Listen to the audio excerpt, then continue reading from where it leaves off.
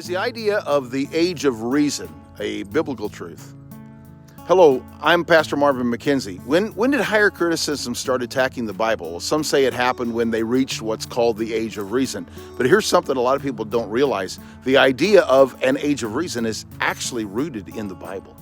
Isaiah chapter 7 verse 16 talks about a time before a child shall know to refuse evil and choose the good. Deuteronomy chapter 1 verse 39 says children had no knowledge between good and evil.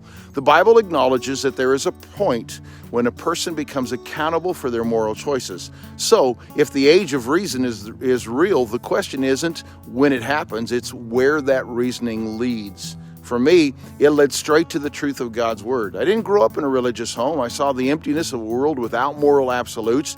But when I started thinking for myself, really examining the evidence, I found something undeniable. The Bible isn't just another book. It's a divinely inspired record of God's plan for mankind. The resurrection of Jesus Christ is the most reliable, well-documented event in history. More evidence exists for his life, death, and resurrection than for most famous figures of the ancient world that we take for granted. But the world wants to tell us that reason leads away from God. That's exactly what Romans 1:21 through 22 warns against. Professing themselves to be wise, they became fools. True wisdom isn't rejecting God, it begins with him. Proverbs chapter 4 verse 7 says, wisdom is the principal thing, therefore get wisdom, and with all thy getting, get understanding. So I'll ask you, what evidence led to your conclusions? Have you examined the case for Christ with the same scrutiny? Because when I did, it changed my life.